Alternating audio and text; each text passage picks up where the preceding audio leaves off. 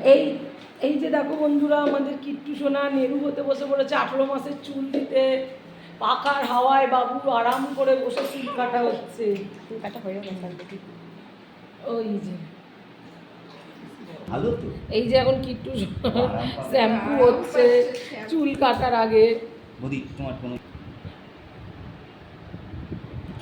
পার্লারে এসছে কিট্টু সোনা। এই যে কিট্টু তাকায় দিকে, এই যে জেঠু চলে যাচ্ছে।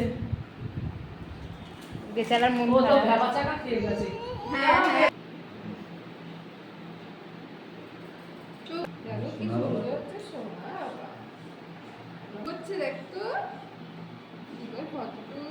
হ্যাঁ ওই যে বহু একটুর সাথে অত্যাচার চলছে এখানে।